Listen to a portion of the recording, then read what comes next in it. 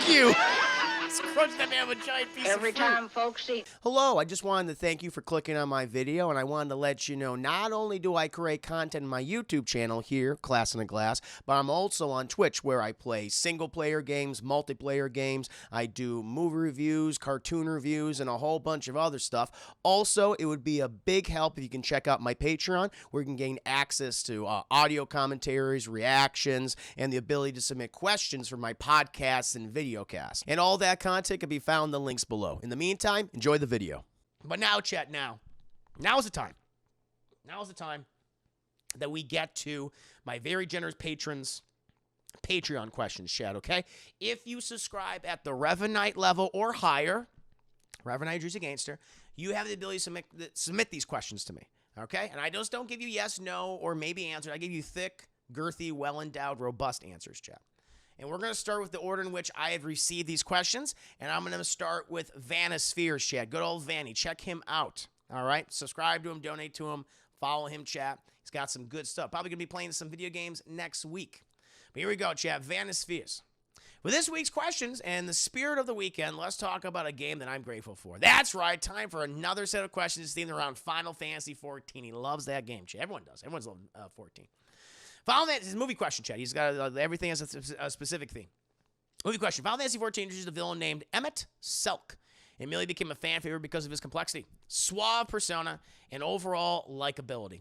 In my humble opinion, he is one of the best examples of a villain that has a solid motivation for what he does through the game. Who is your favorite movie villain with a, dare I say, noble cause from their perspective? Chat, you know, it's not a movie villain, but it is a cartoon villain, and it's in an animated series. And it's funny because it's inspired by our conversation that we had today on Discord Discourse talking about Avatar: The Last Airbender. And the villain that I think of, like in that series or in its sequel series, The Legend of Korra, is Amon. And Amon, this takes place, you know, about 60 years, I want to say, after the events of the original Avatar: The Last Airbender, where now that was kind of like had an aesthetic of, you know, ancient times, or, you know, maybe like more like feudal Japan, or, you know, in China during that same time period, in Korea. Like, you know, they're borrowing from those different cultures and things, which I think is really cool. This is very much set in like the Roaring 20s. And a big theme of that particular season is class disparity, and how the benders, people who can control various elements, chat, those being earth, fire, air, and water, they clearly have a higher place in this class system. They are typically the wealthier people. They're the people who make policy decisions, governmental decisions. They have benders, a better standard of living. They have greater representation. Whereas non-benders in this world, and I always thought of a question like, okay, now how are non-benders treated in this world? And they really do a good job of showcasing they're treated like fucking shit. And I thought that's interesting. That's a good way to structure your next series of Avatar: The Last Airbender is examining this disparity between these two groups. And it's personified in the character of Amon, who is a revolutionary leader who wants to help people who are non-benders, who is literally stripping away benders' ability so they can no longer control their various elements, chat. And he's voiced exceptionally well by Steve Blum, famously voicing Spike Spiegel and Wolverine and a host of other characters of the past nearly 25 fucking years that he's been working. And I love that character. I loved his general design and the mask and the suit and his motivation. I was like, I totally get it, man. You wanna help these people. You've seen that the abusive that these benders have wrought across non-benders. I was like, this is a very interesting dynamic. I'm kind of like, shit, I'm kind of like agreeing with him for the most part, because we see all the corruption, and it's set in this Republic City, which was founded by Avatar Aang in the original series, chat. And his friends is like, oh no, this is representing this is a cultural hodgepodge, a melting pot of all different cultures coming together and living here, and it turned corrupt. It became rotten. And Amon points at that and sees like, no, this is bullshit.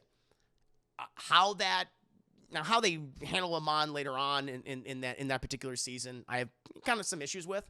But overall, I really loved his motivation because it made sense, and I understand his perspective. Even his methods weren't, I mean, violent. He didn't murder anybody. He didn't kill me. He tried to kill some people, but he mostly just stripped people of their abilities. Didn't like outright murder anyone, which I thought was kind of interesting. the thing that has always bothered me about The Legend of Korra is how after that season, which I know originally it was just set to be a miniseries, it was not supposed to be any follow-up, and you can fucking tell because the time we get to season 2, it's like, okay, what the hell's going on? The writing takes a nosedive, in my opinion. But I was like, okay, we're going to continue on. We're going to continue to explore this disparity between these groups because, yes, even though Amon is defeated, that doesn't mean that this is going to go away. And they never touch on it again. They never touch on the disparity, the economic disparity, the cultural disparity, the lack of representation for non-benders. And I was like, so did that just go away? Was that solved? And they're like, I don't know. And I'm like, that is such a fucking waste. And then has always stuck in my craw. Even though I like season 3 of Legend of Korra like a lot, you know, it doesn't measure up to season 1 or, you know, even with the villain of Zahir, which I like him. But Amon to me always was like, he's my favorite villain in across Avatar chats, including the original series. I really jived with him a lot. And I totally understood where he was coming from. I thought he was so cool and so interesting, and then I understood his sense of morality. Even what he might have been doing was wrong. I understood his motivations and what he was striving to achieve. I mean, he's a revolutionary leader. Thank you, Dr. River. The 100 He's taking away people's bending, almost worse than killing them in that universe. You feel their pain. But I get that. I get that, but at the same time, I mean, he's a villain. I mean, he's still doing bad things. There's no doubt about that. But I understood why he was stripping people of their abilities. So, like, now you're just like us. It's kind of similar to Magneto in the original X-Men movie where, if you remember my review, he creates that jellyfish machine where he turns everybody into jellyfishes. Now you're like us, brother. And shit. Where he forced people to become mutants. It's like, nah, now you're on our level. Now you're on playing field. Now what are you going to do about it? And so mine kind of does something similar to that where he's stripping these people of their abilities. But I thought it was cool. And so I always liked Amon a lot. And he should have been the main villain of the entire series instead of just being a one-off. Huge mistake. Now, does he smell his penguin sledding? Yes, penguin sledding. Want to go penguin sledding with me? Sure. Yay. Hell yeah. It all started with penguin sledding, chat. Mon doesn't give a shit about non-betters. I mean, I think he does. I think he does. I haven't watched the series in a long time, but I think he does care. I do think he cares. He wants people to be equal. Because he that's his organization, the Equalists. I mean, the other part of it is, I mean, it is all based around a lie, though. He doesn't want people to find out who he actually is. You know, but he is a villain, of course. I think his idea I think his twist, no, I agree with Kid Kodiak. The twist of Amon was bad. I wish they did not go with the twist where he's actually a bender the whole time. And I'm like, okay. I didn't like that. I didn't like that at all. Yeah, a lot of his stuff was a facade. But I did think he cared. I did think he believed in his message, but he cared more about his secret in the end. So the first season of Korra was great, but then they ditched that whole premise and Red Badger, I'm right there with you. Same. Yep. 100%. 100%, Chet. The way he goes out, exceptionally dark. Oh, no, it is. Considering up until that point, I don't think Avatar has done something like that. The murder-suicide, yeah, I was like, holy fucking shit. Is he dead? And I was like, yep. That was shocking. That was like, wow. I mean, Avatar had already, you know, they were dipping their toes into some, I mean, we were talking about it today. In book 3 of Avatar is probably some of the darkest material that they cover. Even in book 2, people die. But in book 3, like, you have Katara, like, after Zuko joins their group in book 3, after he realizes his mistakes over the various seasons, and in regards to the season 2 finale, he realizes his mistake, and he joins them, and Katara begrudgingly accepts him, but she pulls him aside. She goes, hey, if you ever hurt Aang again, I'll kill you. I will fucking kill you. And I'm like, whoa, don't be touching her, man, Shan. I love that. I was like, and she says, I'll kill you. And I was like, wow. And there's a lot of death. A lot of death. And then the big theme of that, we were talking about today, the big theme of that season is, do I have to kill all these people to achieve my goals? Do I have to, like, Aang, do I have to kill the Fire Lord in order to end this war? Or can I find another way to defeat him? Another way to bring about a peaceful end to this conflict? And that's a big thing. So don't be touching my bald squish. Exactly. Imagine if mom was like Thrawn, no powers, but that's what I wanted. King Cody, man, you are speaking my language. You're sprechen my language right now. That's what I want him to be. I wish his backstory was true. He's like, my fucking parents are murdered by benders. I was disfigured, and now I'm gonna make sure that the whole world is equalized. Now you're all on our fucking wavelength and our playing field. You know how we all feel being these low class, second, tertiary citizens. That's how he should have been, in my opinion. There was another twist, which I thought was fascinating. I've talked about this before with Amon. There was a famous image circulating the internet when the show was coming out. Because a big mystery of the show was, who is Amon? Who is this guy? And one of the biggest, most popular images that come out there, and I went, holy shit, this is huge. It was this still image of Amon who had taken off his mask, and it was Aang. It was old Aang. And people were like, oh my God. I thought that would have been amazing. I mean, so dark. So a big thing of season 1, which is called Air. It's called book 1, Air. And Korra, who is the new Avatar, the new reincarnated. Aang passed away. She reincarnated. He reincarnated as Korra. She knows the 3 elements very well. She was already doing them when she was a toddler. Fire, water, earth, easily. But she cannot do air. For whatever reason, she's never been able to do it for her entire life, and she's constantly struggled with it. And that's when she trains with Aang's son, Tenzin. She's just not getting it at all. And when that image was circulating, people were going, "What if?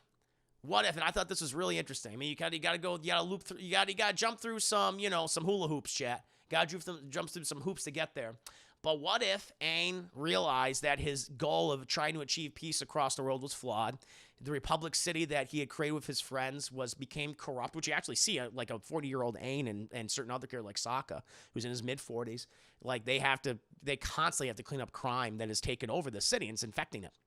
And maybe Aang at one point said, the only way I can do this is to maybe do it from the shadows. And maybe he had a fall from grace. And I like the idea that he put his powers, because we saw that he created the energy bending thing from the last season.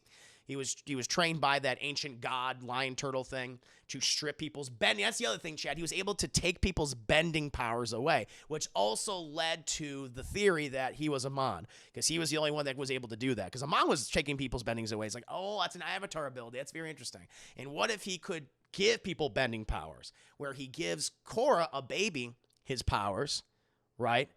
And he gives her the ability of fire bending, earth bending, water bending, but he keeps air for himself, keeps the ability to energy bend for himself. I mean, because he can't pass on that ability or doesn't want to. And that's why she can't. She's not even the Avatar. That's what I always thought was interesting, because it's called The Legend of Korra. I was like, oh, maybe it's not even about the Avatar anymore. Maybe it's just her. And then Aang just had this fall from. I thought that would have been fucking amazing. I would have loved that. And and that image was circulating, and I just thought, holy shit. I mean, it would be so sad, and it would be hugely controversial. I know it would have been hugely controversial that Aang was revealed to be the villain, and like, how would Katara react? But then at the same time, it's like, how would all these people react to this? How would Katara react, his wife? Is she aware of this that was going on? Did he fake his death? I mean, clearly he did. There was interesting things that they could have played with, but Amon just turned out to be some guy. He was just some guy related to this other guy, and that was it. And I thought if they had made Aang the villain, and he's like, this is the way it has to be, and Korra's like, no, it's not. That would have been really interesting to me. What do you guys think? But it's also a lot of people were not into that idea too. They did not like the idea of Aang becoming a villain. Let's see what we got here. My bud, squish. Kyoshi's great. She has like a book series out there right now. There's like a book series, the book 4 of Korra. Korra's sure broken. True. No, she is. She's broken. Yeah, she's fucked up. If they made a series, you think they would do a series after Korra, a prequel focusing on Kyoshi? I think they're going to do both. I think they're doing both. They're doing that Avatar. They have that, the creators have that Avatar studio. I think that's what they're going to do. I think that's exactly what they're going to do. The prequel series or do a sequel series or move the story forward. At that point, even though I wasn't a big fan of Korra, I still want them to do an Avatar who is an earthbender and then an Avatar who is a firebender. I think that would be interesting. And then we get into the far fun fucking future and stuff. Like, let's get a cyberpunk. Let's get a cyberpunk, like, Blade Runner-esque Avatar show. I think that would be amazing. That would have made no sense, because how would you explain her becoming the Avatar? Because she wasn't the Avatar. She wasn't the Avatar. That's my explanation. he shared his powers with her via the energy bending. That's how I would have done it. She's a fake Avatar. But it's about the legend of Korra, not the next Avatar. That's what my twist would have been. I think that would have been. He needed a cover. He needed someone to, like, be like, oh, I was reincarnated as this girl. There you go. She knows the bending. That's what I would have done. I think that would have been really cool. The way Amon does it through bloodbending is dumb, methinks. I mean, it's just... I mean, we were talking about bloodbending today, matter of fact, on Discord Discourse, and how fucking cool and horrifying of an ability it is, especially with waterbending. But it's just, I don't know. It's like, okay, that's cool. He just creates a fucking clot in your brain or something and blocks it. I like the idea that it was energy bending. Another theory was that Aang technically dies in book 2, at the end of book 2. He dies. When he's shot by Azula in the back, it goes through him and it kills him. Katara uses the water from the Spirit Oasis from book 1 to bring him back. But, you know, when the Avatar dies, that starts the reincarnation cycle. So I always thought, like, oh, what if this is a dark Avatar? What if this is, like, you know, just another Avatar, but now Aang was brought, and the whole fucking Avatar reincarnation process got fucked up. And so this is someone who was born with these abilities, and then he's like, well, I'm going to be better than him. It could have been that. That I would have liked, too, that it was a dark Avatar, but inevitably they did that in season 2, and it fucking sucked. It was awful. But I thought had they did it the other way, that would have been really cool. Aang is Stone, I thought it would have been, but he wasn't killing anybody. Amon didn't kill anybody. That's the thing. I mean, again, it also would have been like Aang's fall from grace to me. Like, he got fucking wise. He got darker. He got a chip on his shoulder laid on. Again, it's just me. Yeah. Oh, so you read the Kyosho. There you go. See, I think they're going to adapt those. He was the dude playing a dude disguised as another dude. Exactly. If Zuko could do it, maybe. But Aang, I'm not sure. He has darkness, yes, but I'm not organized crime darkness. Kyoshi Books actually tackles the idea of not finding the right Avatar. That's right. And that's like, there you go. There you go. Would have been cool, chat. But Amon has always been high on my list as a villain. I totally understand your motivations. I see your goals as noble. But again, he's a villain, and what he's doing is, of course, bad. It's not good. He's not handling it in the right way. But I totally understand his perspective and where he's coming from and why he wants to achieve what he does. Like, I really identify with that character. A couple other ones, chat. Roy from Blade Runner, chat, played by Rutger Hauer. Or if you haven't seen the original Blade Runner, Harrison Ford's character is a Blade Runner. He is the titular Blade Runner in the movie, where he hunts down these androids who have gone rogue, and, you know, they have to dismantle them and because they're problematic. And you have to introduce the character of Roy, who is one of these androids, chat, along with his various compatriots. And like most androids that live in this world, he has a very shortened life expectancy. Or, you know, he expires. He literally has a fucking expiration date, like a carton of milk, and where his life is 5 years. He realizes this along with many of his other compatriots, and he's trying to find a way to give himself more life. Going to his original creator of Tyrell,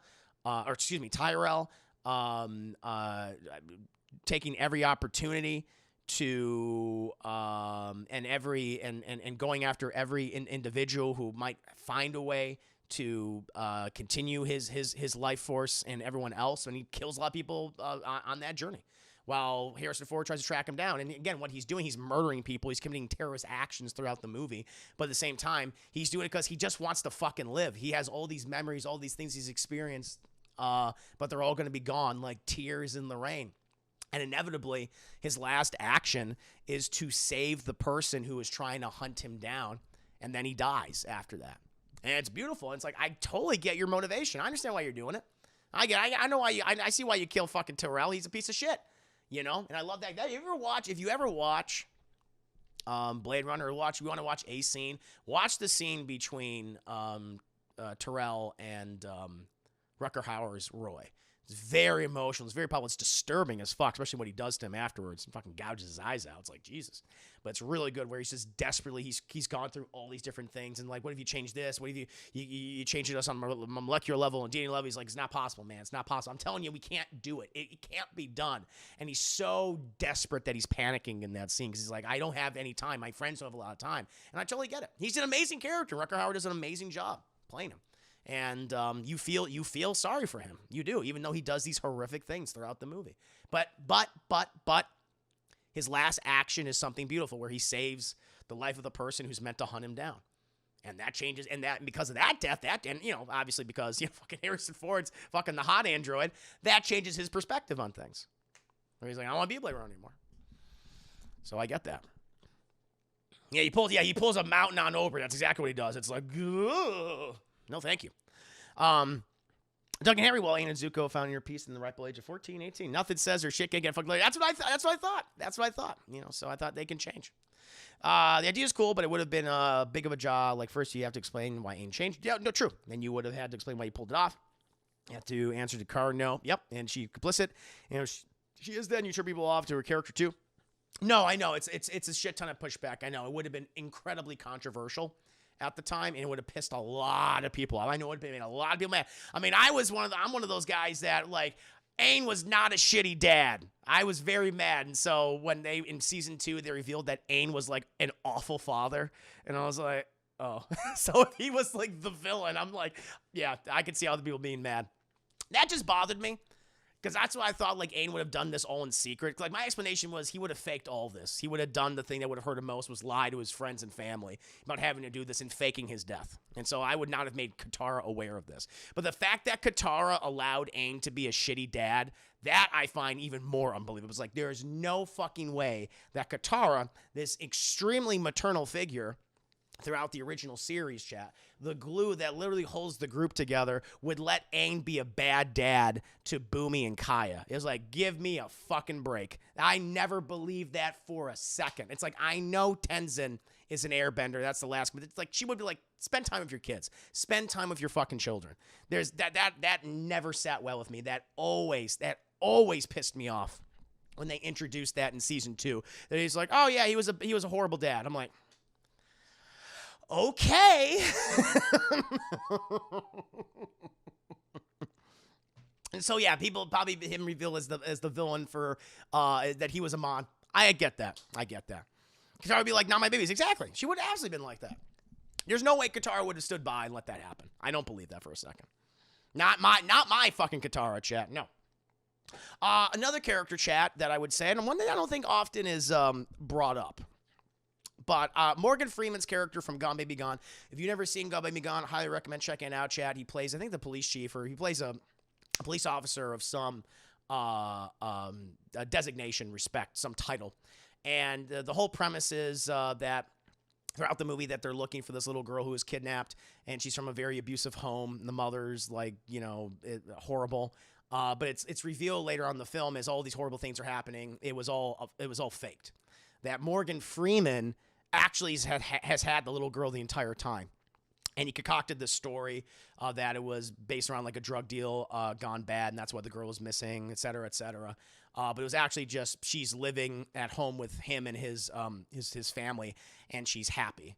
That's what it is. And so it's like this one last, it's this one act of kindness, but it causes all this fucking destruction along the way because of his lie. But just to save this little girl, because the system, he hates the system so much, and he knows the system's corrupt, that she would just be regurgitated out there and endure more abuse. And he felt so sorry for her that he brought her in. But that's what happens. And even Casey Affleck's character realizes that. It's like, oh shit, he was right in hindsight.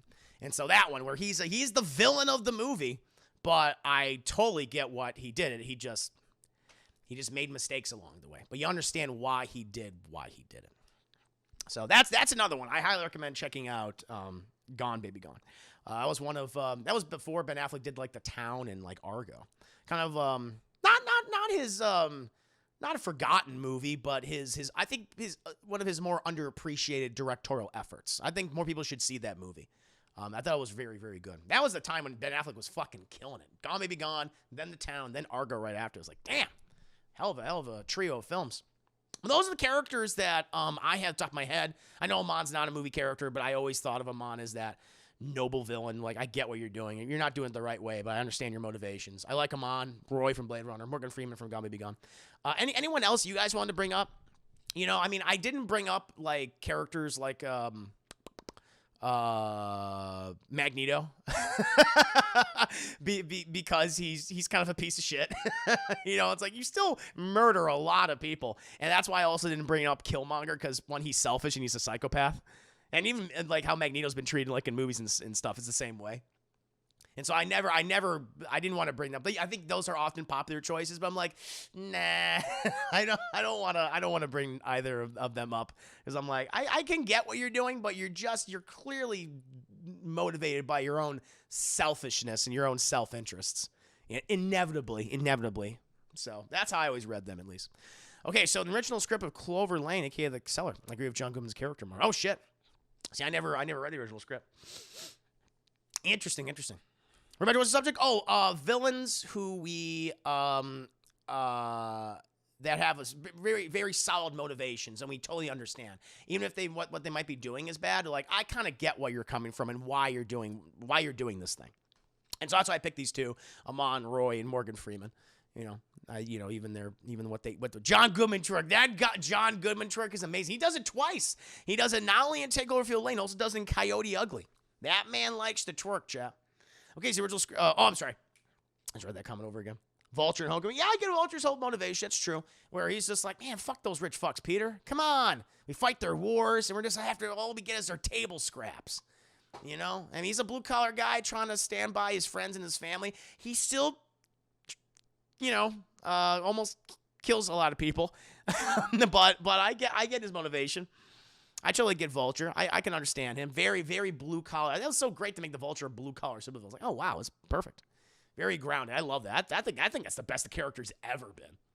Because even in the comics, he's just an old man who either wants to steal shit or he wants to suck off someone's life force. Those are the two things he is. And so I like that they really expanded upon him in that, where he's like, oh, he's a family man. I like that a lot. Totally appealed to him. CRS, good to see you. I'm sorry if I missed you earlier. That's a good one. Vulture's an excellent choice. But now, Chad, we'll move on to Vanny's. Now, see, I gave that was some thick, girthy, well-endowed answering right there, Chad. The original script, he is not totally nuts, like no kidnapping a teenage girl and keeping her as her... Oh, really? Interesting. Oh, okay. I mean, I still liked it. I mean, I love Takeover Lee. I like how he is fucking crazy. She wants to bro-blow? Yeah, in the Spider-Man animated series, he just wants to suck off as much energy as possible. Any man, woman he can get his hands on. He's, like, fucking weird. I think, like, doesn't Scorpion, like, keep him in the closet? I remember in the Spider-Man animated series, like, Scorpion has him, like, in this apartment, and he's, like, keeps him inside of a closet. And he's crazy. He's like, it's like, what the fuck is going on? Very interesting take on, he's like an energy vampire. Very interesting take on Vulture in that show. Dark Knight Joker. What's his whole thing? Behind all their morals, their code, it's a bad joke. Dropped at the first sign of trouble. They're only as good as the world allows them to be. See, when the chips are down, these civilized people will eat each other. Now, I'm not a monster. I'm just ahead of the curve. And all that shit. Mr. Freeze just wants his wife back. He doesn't have the money. I understand Mr. Freeze's motivation. He kills a lot of people who don't deserve to die. But, yeah, I get it. He's just like, I want to help my wife, goddammit. Fart, says Nia Brunny. That too, Nia Brunny. How about that? Fair enough. Fair enough. Yeah, Mr. Reese is a good one. Very good one. Very good one. I dig that one a lot. Well, now, if you have any other ones, feel free to bring them up in the chat. But now I must move on to the next question. Got to move on to Vanny's TV question. One of the heroes you fight along, Spider-Man had some... Oh, my God. No, absolutely. So good. That's my favorite animated Marvel cartoon. They did such a great job with that. A lot of those villains were handled really well. I loved how they handled the Green Goblin. He was so much fun in that. The Green Goblin! I loved that. Of Steve Blum voicing him, too. I loved Peter's relationship with Gwen in that. That was great. How they handled the fight. That was the best Venom's ever been. They made him, he's a friend he's like a big brother to Peter. I was like, oh, that's fucking great. What a wonderful idea. Why can't they do that in the movies? They didn't. They didn't, though, chat. Great, yeah. A lot of great villains in Spectacular Spider-Man. The Joker sort of plagiarized Green Goblin's speech. a tad bit. I feel like the Joker. Oh, like Heath Ledger's Joker? I don't really feel that personally. But, to each their own. Duke Leto's a real villain in Dune and The Mom. I didn't know that. Well, Duke Leto's a moron. He's like, oh, we got to do this. It's obviously a trap, sir. We got to do it anyway. Clayface would be awesome. Hope we get Clayface someday. What killed the dinosaurs? The Ice Age. But now, Chad, we got to move on to our TV question. One of the heroes you fight alongside with in Final Fantasy XIV is a guy named Uranger, pronounced Uranger. He's Anja. I'm going to call him Uranger. When 14 first came out, the character spoke like British nobles. But over the various expansions, they've toned it down quite a bit. Except for Uranger. Dude still sounds like he just left down. I mean, very posh British accent, chat. The aristocracy. That being said, they have softened his demeanor quite a bit and gave him some heartwarming moments in Shadowbringers. Who is your favorite TV fop and why? Personally, I'm a fan of Frasier and Niles, but curious who yours are. Great pick. Frasier's a great show. Love their relationship. I have two. They're very British. They're very British shows, chat. So one is an obvious one, and it's the Memoirs of Sherlock Holmes, which was a BBC series, and they did movies as well, and they brought back the original actors and like the Return of Sherlock Holmes and stuff like that. But it starred two notable actors as the characters of Sherlock Holmes and John Watson, and they were Jeremy Brett and David Burke. And it's probably my favorite adaptation of Sherlock Holmes, where they definitely had that just very posh British accent, very aristocratic. But I love their chemistry and their dry wit, and it wasn't like some of the more recent Sherlock Holmes adaptations that we've gotten over the years, where they've remade Sherlock very caustic and super antisocial. Not that I don't like those. I mean, I really do like the Benedict Cumberbatch and Martin Freeman modern version. At least the season. I've seen the season 1, season 2. I really like those seasons. I haven't seen anything post that. Some people say it's not as good, but I like that. And I'm not a big fan of the Robert Downey Jr. Sherlock Holmes. I just don't like the focus on action. I just don't like the way those films look. I don't like the heavy CGI. But what Jeremy Brett and also what David Burke brought, he brought like Jeremy Brett especially. I mean, that's always a part of Watson is he has a lot of warmth. But Sherlock, this is a Sherlock who's a little bit older, and maybe he's like in his late 40s at this point, maybe even 50s. And he's learned over time. He's like a lot of warmth to him, and he's not that kind of guy that can't like read a room in terms of like, okay, how people feel on an emotional level, or he's not able to speak to like a person and be empathetic or sympathetic. Like he does that in that show, and I really, really like that about him. But he always also suffers from all these other things. Like he's addicted to fucking opium as well, and he has a drug abuse problem. He's also addicted to cocaine in the show too, and but he's dealing with that, and he empathizes with people who have a drug addiction. I just really liked that take on him. I think famously, like the Jeremy Brett, like he passed away in like the early or mid 90s because he was very sick at the time. So, but yeah, I always love that. That's my favorite adaptation of Sherlock Holmes ever. I really recommend you guys checking that out. I think it's available probably everywhere at this point. But it's great. Another one is Wooster and Jeeves, which is based on the Wooster and Jeeves or Jeeves and Wooster novels. And it was a series from, I want to say, like the early 90s or late 80s, starring Hugh Laurie, who plays this character Wooster, who is this British socialite who's kind of dumb, and he's super spoiled, and he has this very, I mean, Jeeves, which is that's where the name Jeeves comes from. When we always associate with butlers, because Jeeves is this very notable, intelligent butler who always assists Wooster on all of his schemes and adventures. And he's played by Brett Fry, who you've seen before in a shit ton of stuff. You've either heard his voice or you've seen him in any number of films or TV shows. And I love their dynamic where Wooster is so over the top and Jeeves is very sardonic and dry. And I've always loved that. And so in terms of posh, in terms of aristocratic British duos, I have to say Jeremy Brett and David Burke's Holmes and Watson, and Hugh Laurie and Brett Fry's Wooster and Jeeves.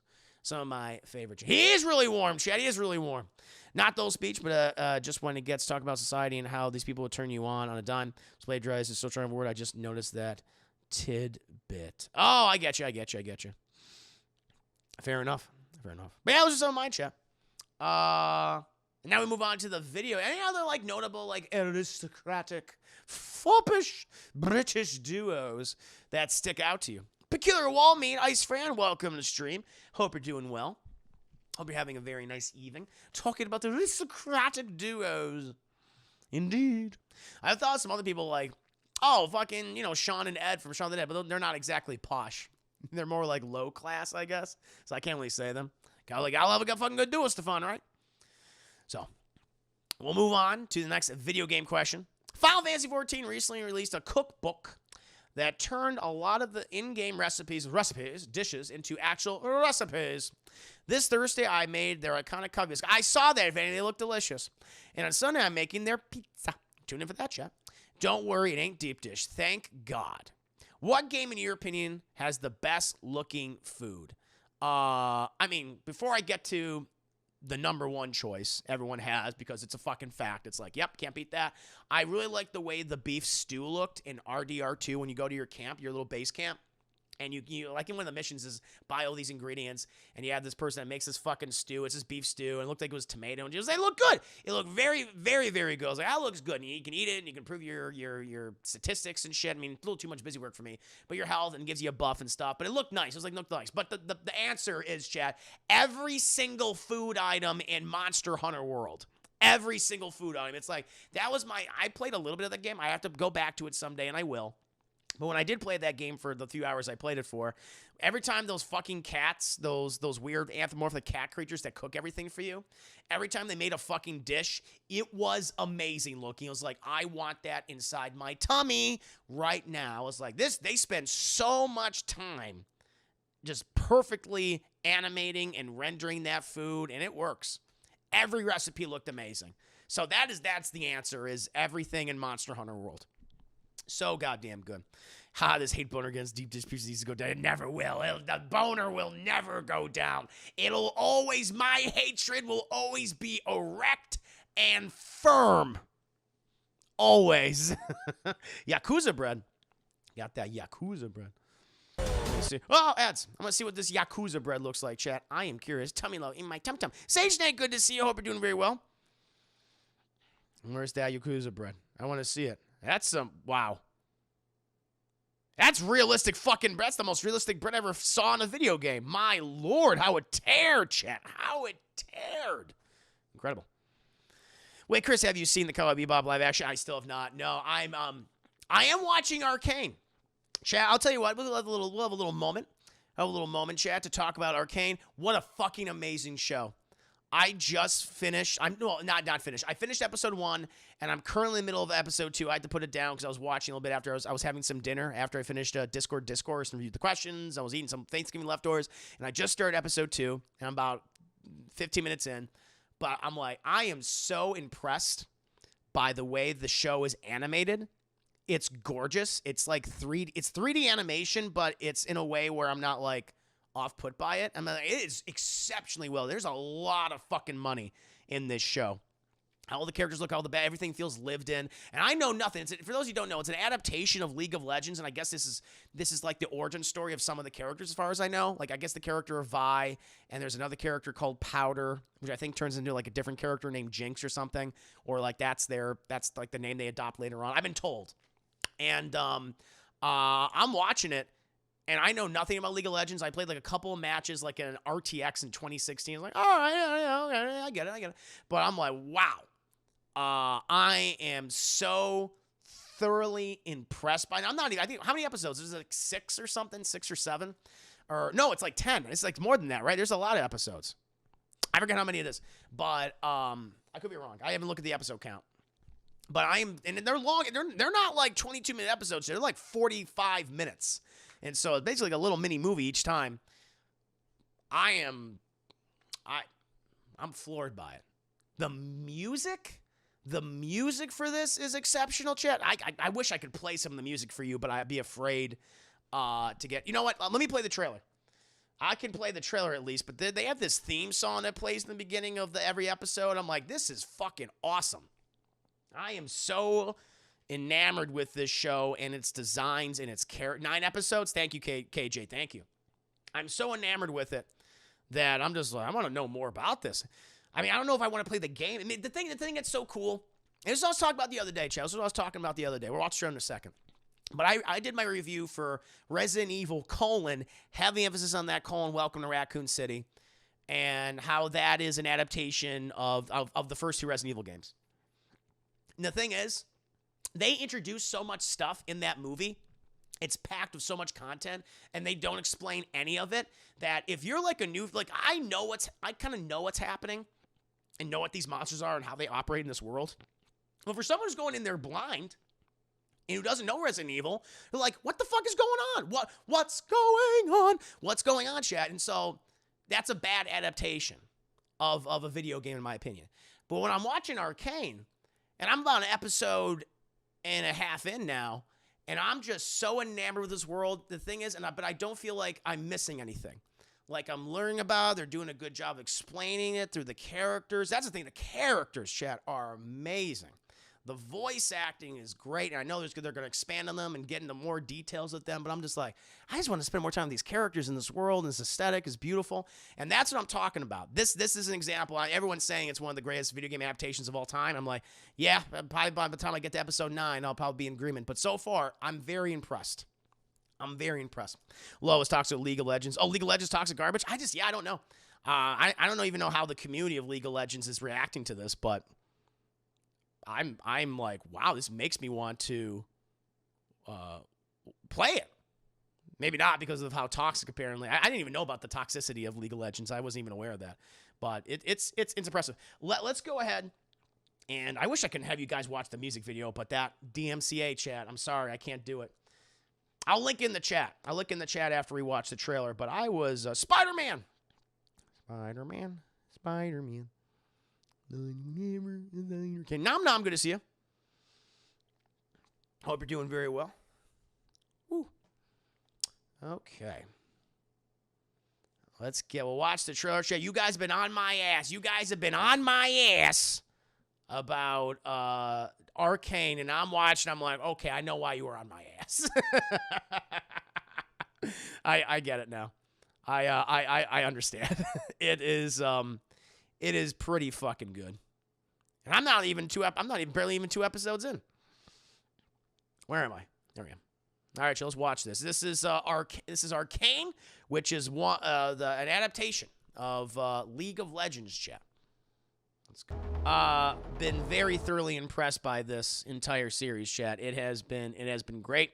And the thing is, I know nothing about League of Legends. I don't know any of the characters aside from the ones that I've been introduced to. I know nothing about the world, but this show, at least so far, has been doing such a great job of introducing all this to me.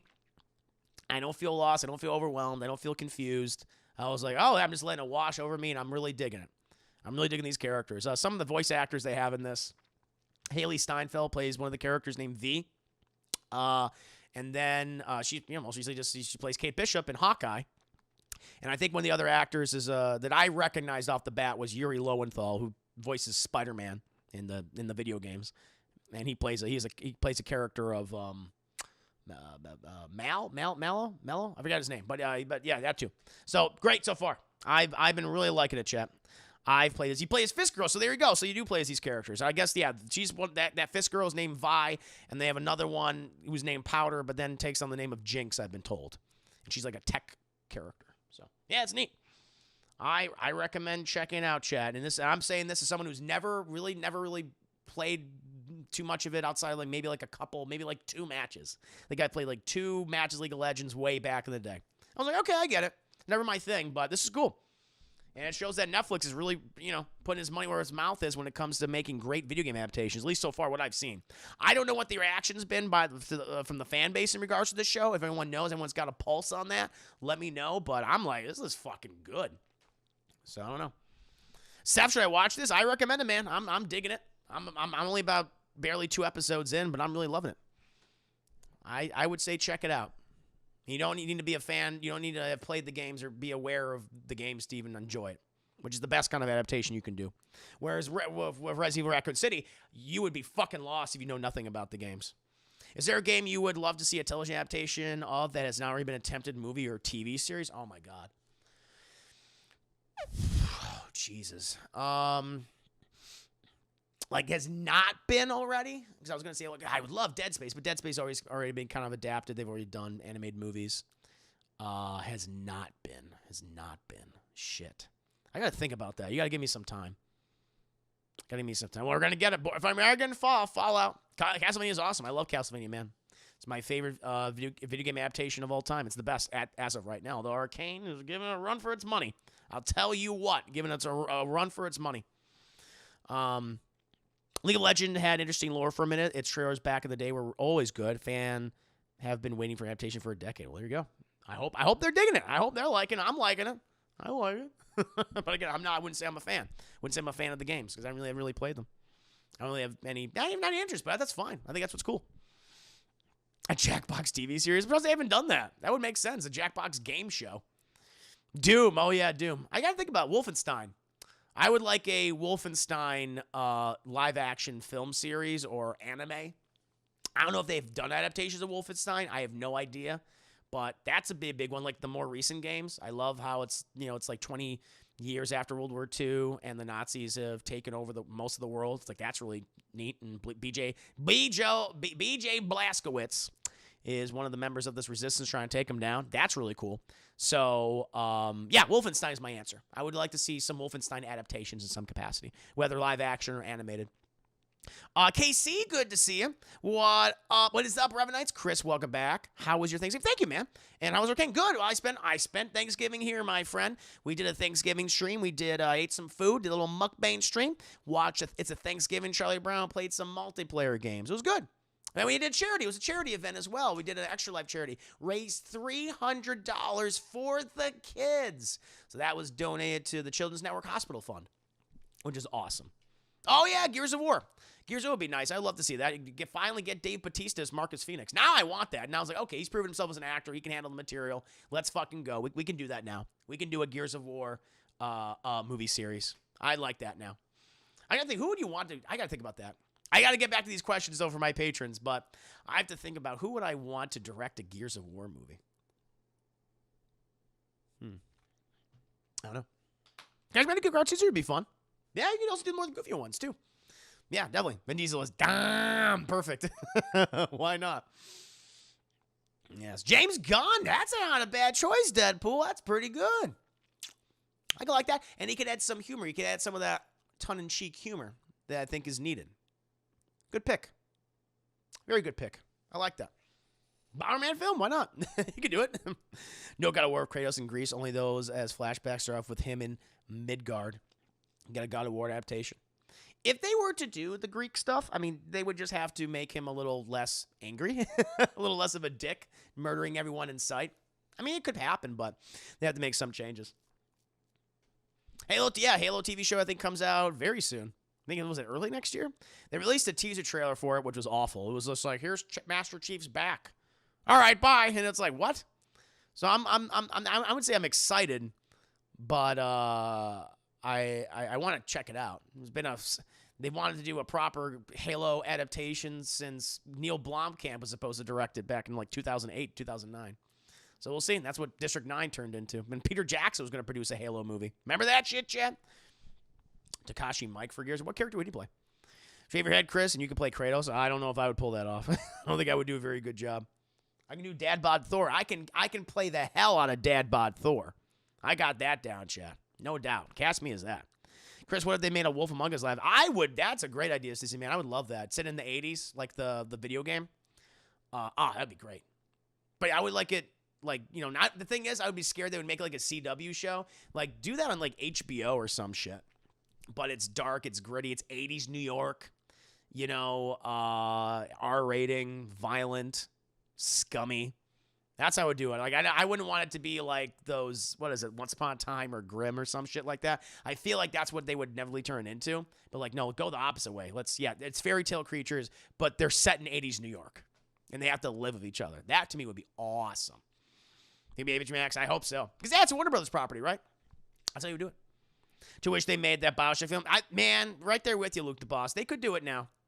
Gore Verbinski was going to make it, but he refused because the studio didn't want to give him an R rating. They said PG-13. They should fucking make a Bioshock movie, and they can expand upon like the main protagonist of Jack, because he's just a voiceless mute, so you can make him more appealing to audiences. So I agree. By the way, I'm leaving Berlin right now. I'm flying back. Oh shit, KC. Well, nice, man. Well, I hope you had a good Thanksgiving. That's a long journey. I hope your journey back is safe. That's gonna be long, my friend. But thank you for stopping by. I appreciate that, good sir. Cheers, and salute to you. I'm going to get a little more whiskey chat in a bit. I have thought of it in my head for years since the game came out because the concept. Oh, it is, absolutely. Speaking of, they released the Witcher Season 2 trailer. Did I see that? I did. I think we reacted to it on my channel a few weeks back. I believe we did. Maybe it might have been DT gameplay. Either one. But no, it's a good conversation. But Arcane chat. Arcane again. On Netflix right now. You guys have been on my tookus for weeks about checking this show out. I am watching it right now, and I'm very impressed. So I highly recommend you guys watching it too. I'm not even finished the second episode, but I'm in love with it. Moving on to Vanny's next question. This is the second to last question from Vanny. Content creator question. Final Fantasy XIV has its own version of the gold saucer called the Manderville Gold Saucer. Yep, as I tip my hat to you, as only a Manderville man can, which is a great mix of games of chance with games of skill. Turns some unique currency and players can use to buy exclusive items. You've talked before about some Class in the Glass merch that you would like to release later down the road. Yes. During the brainstorming process, you ever come up with any ideas that were perhaps a bit too over the top? What about merch ideas that were a bit too basic? My whole thing is, so for those who don't know, chat, I mean, this is my career as a content creator and streamer, and I want to continue to be better for you guys. And eventually, I want to get to a point where I can start offering merchandise. However, I feel like the only time where I could really, truly start doing that is when I hit partner. I don't want to do it beforehand. I think some people move a little too fast at that, and I don't want to invest in something because you got to pay money. You got to spend money to make money, chap. And I don't want to invest in something like merchandise until I have, that kind of following where I'm a partner on Twitch, and it takes a long time to do.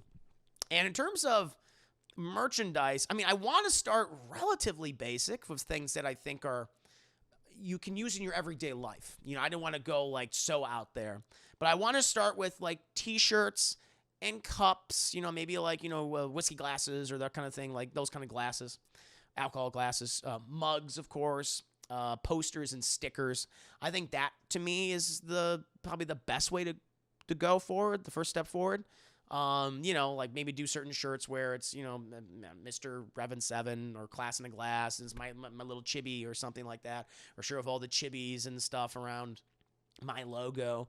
I think that'd be kind of fun. Or witness me shirt, which would be definitely high on my list because it's just it's cool references my channel, of course, my raids, but also like Mad Max and shit. So it has like, oh, cool. It has like, it could be well known. Be like, where do you get that shirt? Well, let me direct you. So it's broad appeal. And, I like the idea of cups and mugs because, you use fucking cups and mugs every day to drink out of stuff, chat. Items that are very convenient to you, that you're definitely going to use, that are practical.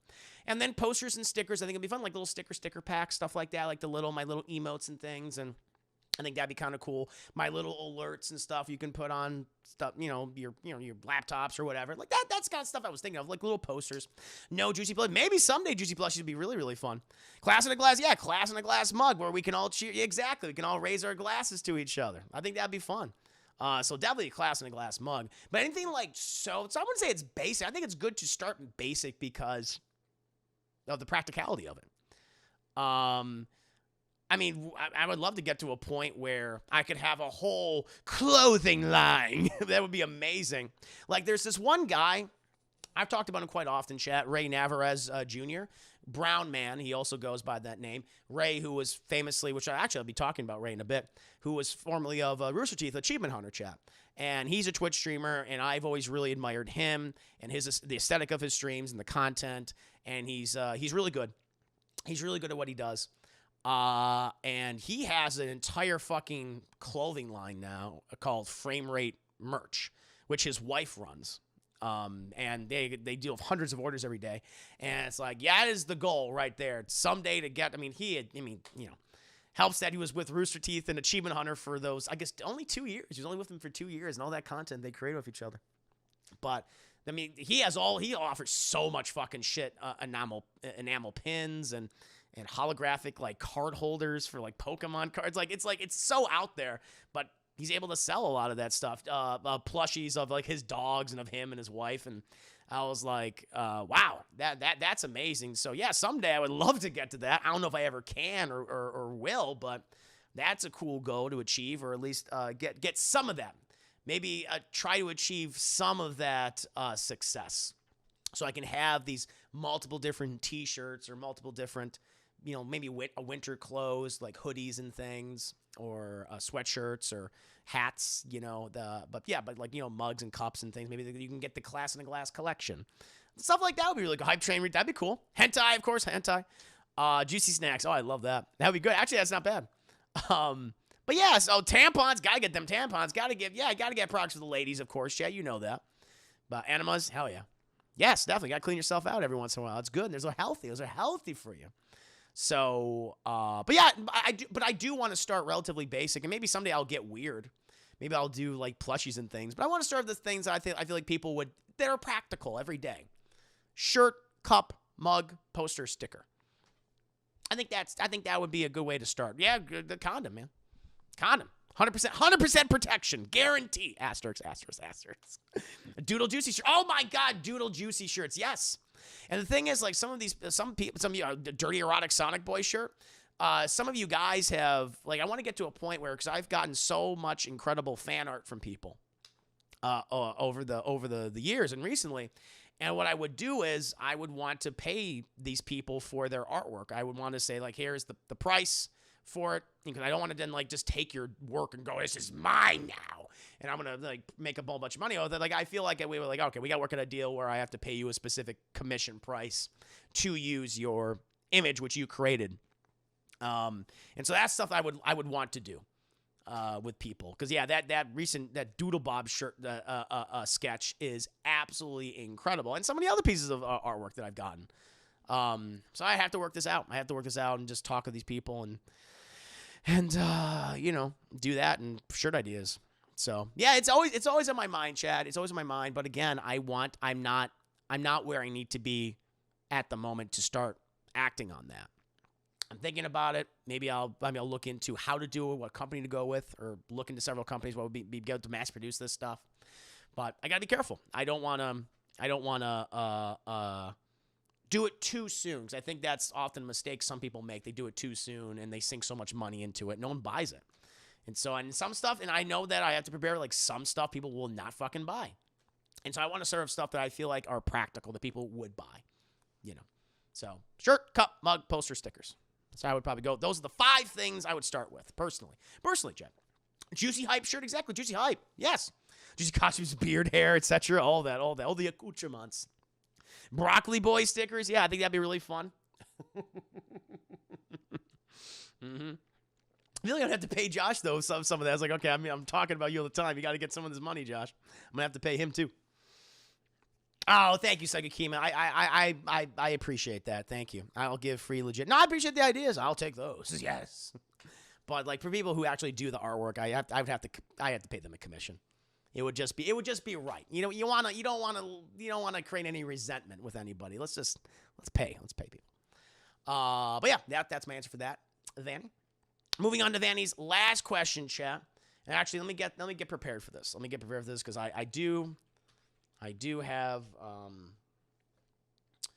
a way in which I'm going to answer this, chat, but I want to get it all up there for you first. I want to prepare myself to answer this question. Okay. My apologies. Let me get his question back up. Music question. Besides being the Revenite's resident red mage, true, I'm also the Manderville Man, which is a reference to the Hildebrand Manderville, Final Fantasy XIV's resident goofball detective. He comes complete with his own sidekick and amazingly silly theme song. Let's listen to this theme song, chat. Let's listen to his theme song. Then we're going to answer. Vanny then has a question after this. But I'm curious about this. Boom. That's the Verge. Good. That'd be cool. I gotta let the ad play. Shot glasses. I feel like I want to do like whiskey glasses or or mugs first before I do shot glasses. I'm not like a shots guy. This is his theme, I guess, chat. Agent of Inquiry. Ha!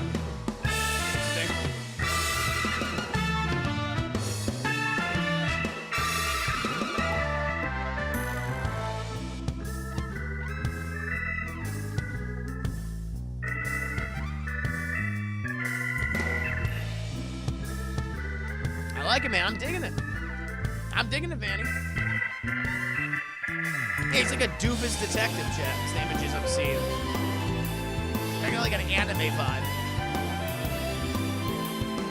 Got like a rose and everything. Swinging, yeah, like the 1920s. Swinging detective. I swing both ways.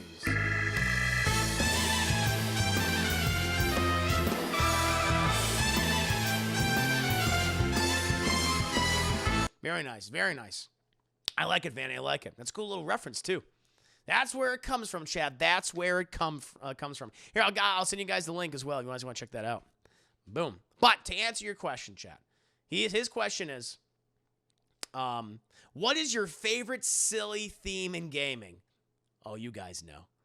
Oh, you guys know what it is. Here we go. So they're finally here, performing for you. If you know the words, you can join in too. Put your hands together if you want to clap as we take you through this monkey rap.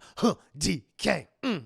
Donkey Kong. He's the leader of the bunch. You know him well. He's finally back to kick some tail. His coconut gun can fire in spurts. If he shoots you, ooh, it's gonna hurt. He's bigger, faster, and stronger too. He's the first member of the DK crew. DK.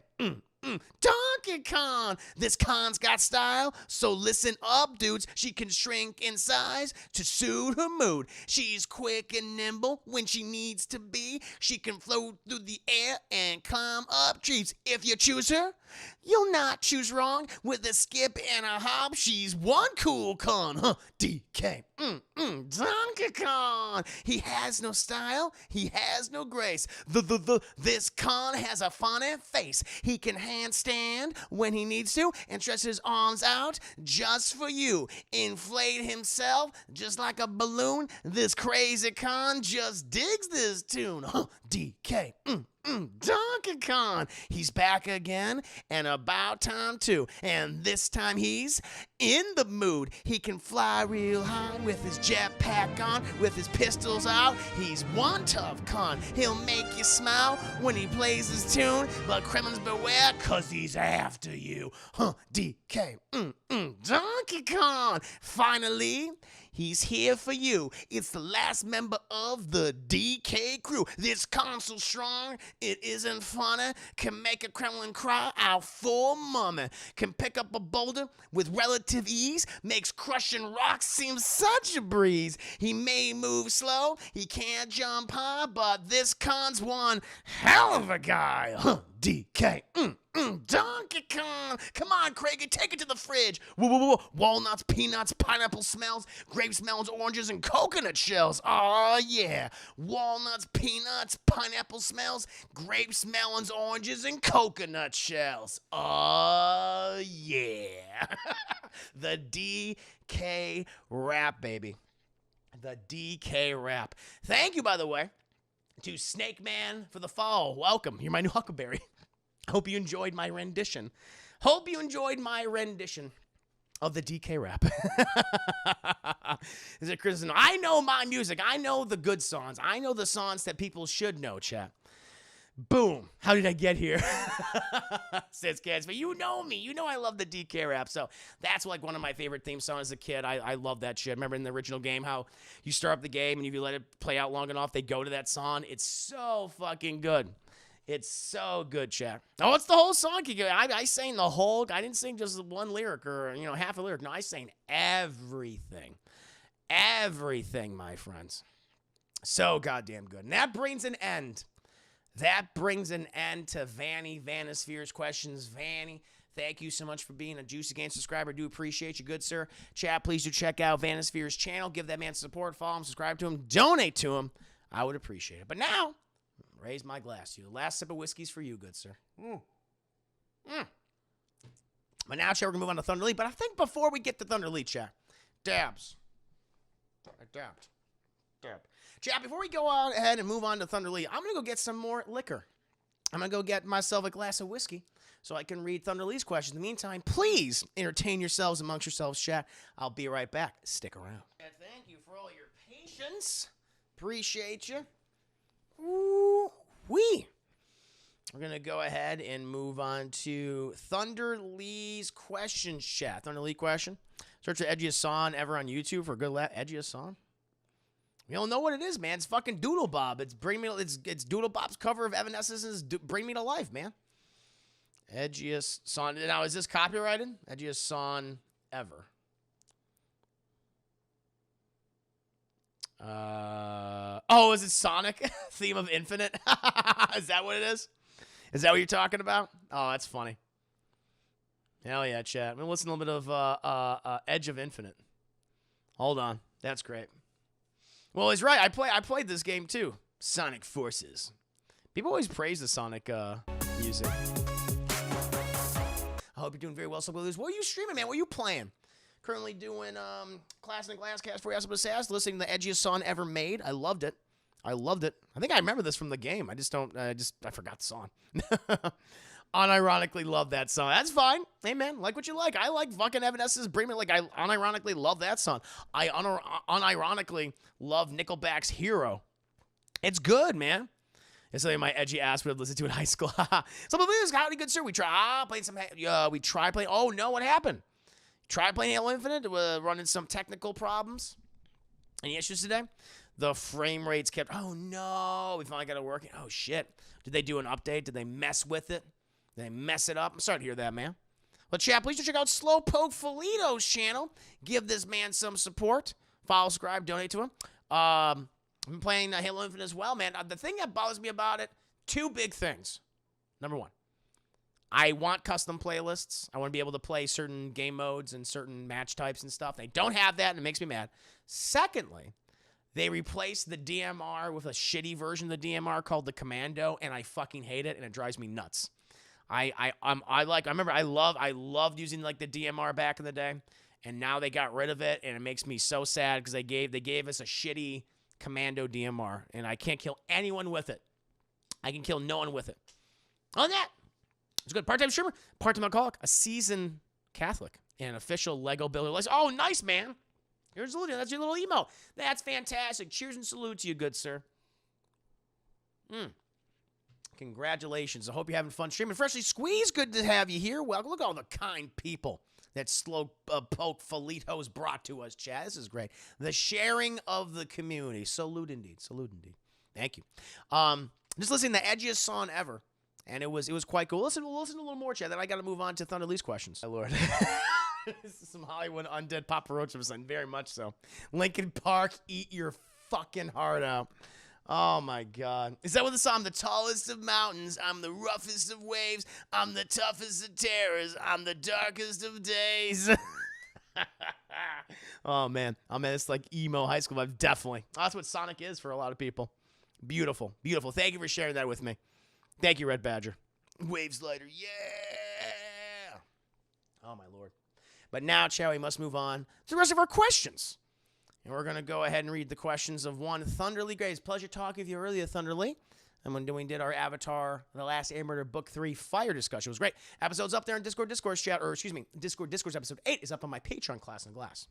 First question from Thunder Lee Graves, chat. When growing up, I hated seeing commercials, but there was always some ads that made me want to get the product. One of the products I wanted to get was Chia Pets. Something about the idea of having a Scooby-Doo sculpture that can be used to make sprouts was cool. I remember that. I remember growing up in the 90s seeing that shit. I mean, it was even the 2000s. Is there any ads growing up that was not a toy you wanted? All the awful food commercials that were just like, this is poison that we're selling children. But it's like, hey, maybe you want to get them. Like, remember the Gushers commercial where if you ate the Gusher, your head would turn to a fruit? And they look like fucking abominations. And I was like, that's cool. I want my head to turn into a fruit and then I can eat my head. It's like... Just eat myself. I just want to eat myself, Chad. It's great.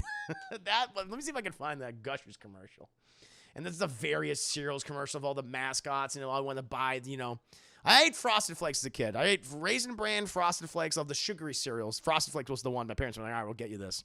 Never had any of the other ones, but I always wanted them. Always wanted Captain Crunch and you know, Tricks. I guess I had some Tricks back in the day. And what was the Lucky Charms? Lucky Charms was awful. I had the off-brand Pokemon Lucky Charms, where on the cover it was, I think it was like, they had 3 different boxes you can get. They had Pikachu, Jigglypuff, and Poliwhirl. And I really loved Poliwhirl as a kid. He was like one of my favorite water type Pokemons. And he's like he's like a big toad with like, he's like a belly, but it's like in like a swirl. Never evolved Poliwhirl, chat, because if you evolve him, he becomes a Poliwrath, he becomes a water fighting type, and he's weak against the majority of everything in the game. So don't do that. Just keep him as Poliwhirl, in my opinion. He's a psychic. You can learn psychic moves, psychic water type. But yeah, I'm gonna show you this Gushers commercial. Gushers 90. I think Gushers commercial. I think if I type that in, it'll come up. Talking about oh god, yeah, this is it. We're talking about commercials that we watched as a kid where it wasn't for a toy, but it was for a product that we just wanted. And it's this one. I guess they've done like modern versions of it too. Oh my god, I haven't seen some of these. They're just murdering the fuck out of all these kids. But yeah, this one, 1995 Betty Crocker Gushers commercial. That's what this is. 30 seconds. I remember it's like this black kid. He becomes like I think he becomes a grape, which I'm like, that's kind of racist. That's a little racist there, chat. Also, watch Arcane. Watch Arcane, chat. It's a great show.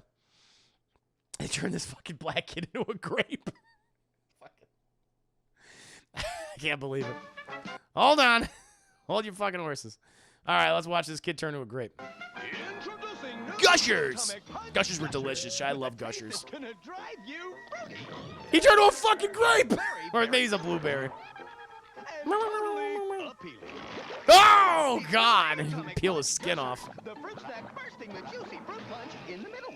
So yes. fruity, they'll really turn your head. Whoa! Whoa! New fruit I'm a monster! It's like some David Cronenberg abomination, chap. It's a damn nightmare. DNA has been replaced. What? Yeah, exactly. Of course.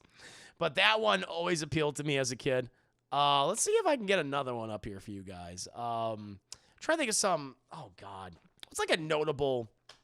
That's the one that always stuck out to me and always made me. It's like I was always begging for Gushers as a kid, and my parents like never bought Gushers, and so I'd always have to like trade like some other food that I had to get Gushers at school, and they're just sugar.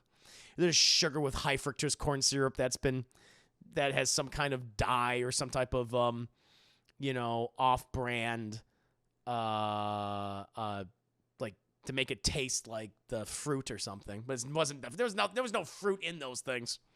But I love Gushers as a kid. Oh, remember what was the not Sour Patch, Warheads? Was there a Warheads commercial? Let me see Warheads candy commercial. I think it's like when the people's heads are fucking exploding. Or maybe not. Some of these, like, I don't remember watching. Some of these feel... See, I don't remember these at all.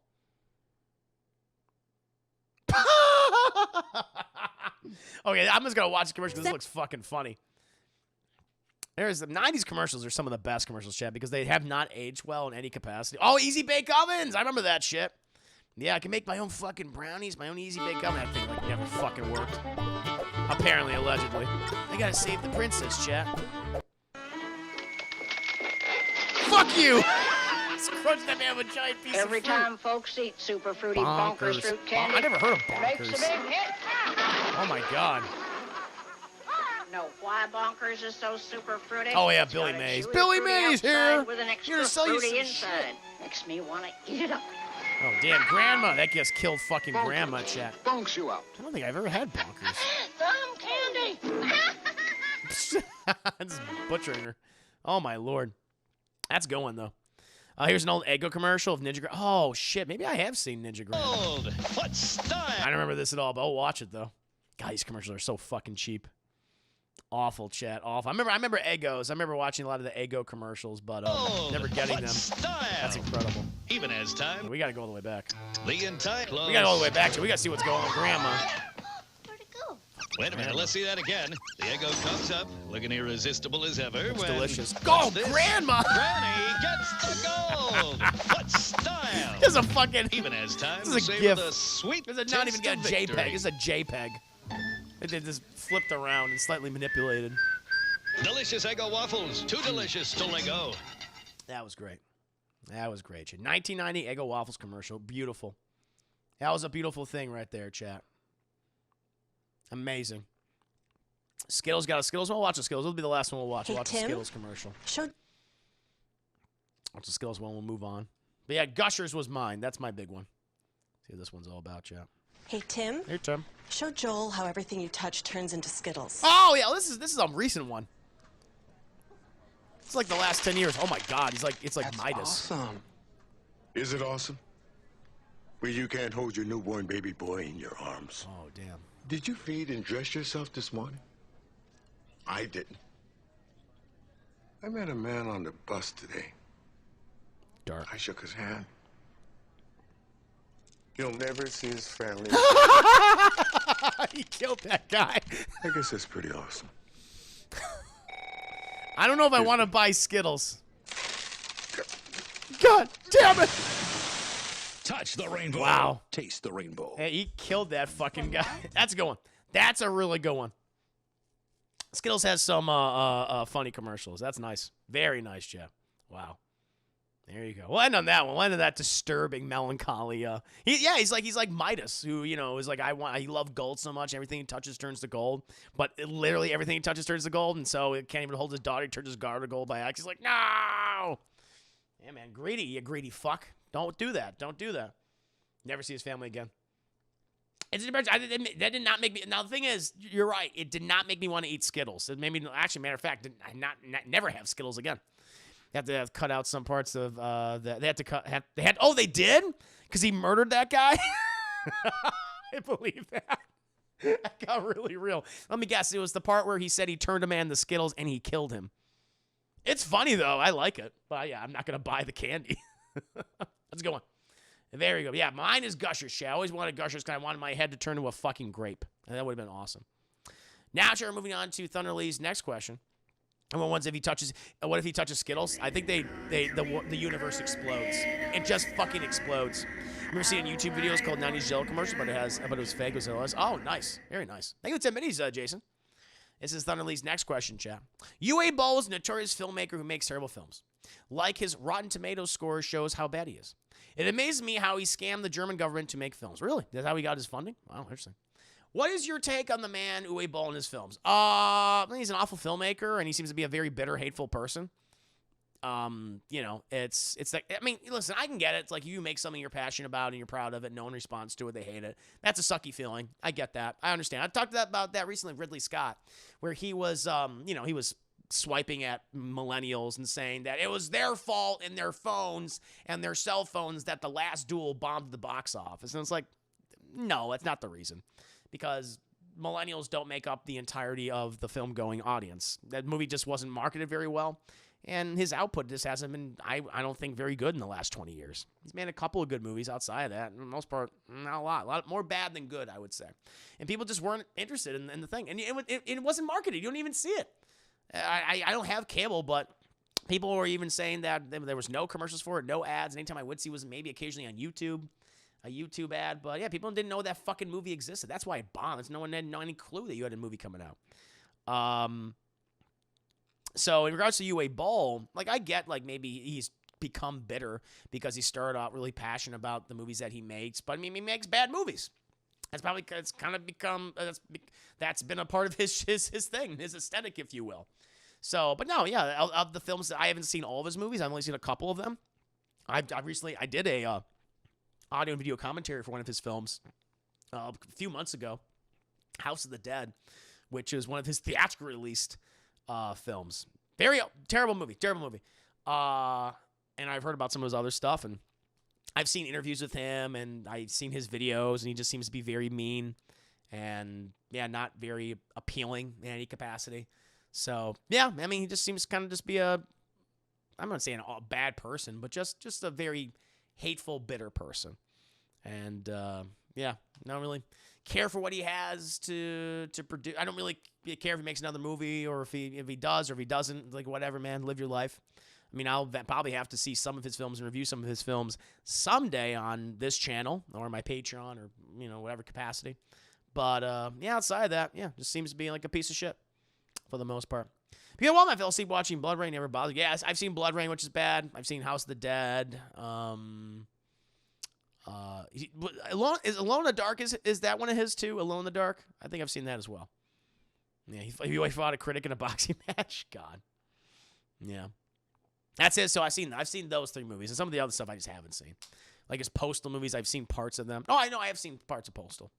So, in other words, my grandpa. Yeah. No, he's a bad content creator, and he's just not a particularly seemingly nice person. So it's like, less said about him, the better, in my opinion. Chandler, has UA Ball done something that you guys have liked? I mean, I could see that you might be laughing at his stuff, like, because it's unintentionally funny. Like, there's moments in House of the Dead which is unintentionally funny, and it's amusing to watch. But outside of that, it's like, not so much. We must think To Be Alone in the Dark was amazing, says someone out there, I'm sure. Not me, though. Yeah, not few people. Not many people. Send me something in the name of the king. Oh, that's right, in the name of the king. I've seen In the Name of the King. With, Cockney guy. Help me out here, Chet. You know what I'm talking about. Bald punches. Jason Statham. Yeah, Jason Statham. And isn't it also with Ray Liotta? Wasn't he in that too? Jason Statham, Ray Liotta. Wow, I've seen that one. I totally forgot that was him.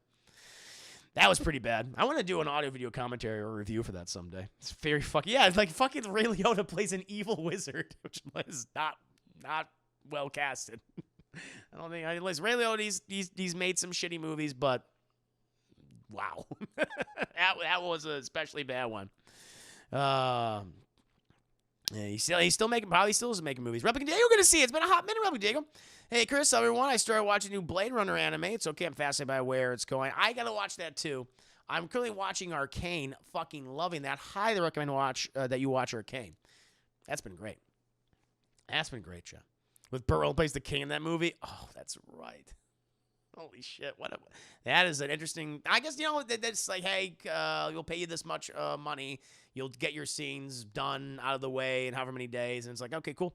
That's a fucking paycheck and a half, chat. Yeah. And now moving on from that, but yeah, just my general consensus on him. He's an awful filmmaker. Doesn't seem to be a particularly nice person. Very bitter, hateful person. Now move on to Thunder Lee's next question, chat. What is the dumbest moment in a movie ever? I mean, that's hard. I mean, that's subjective too.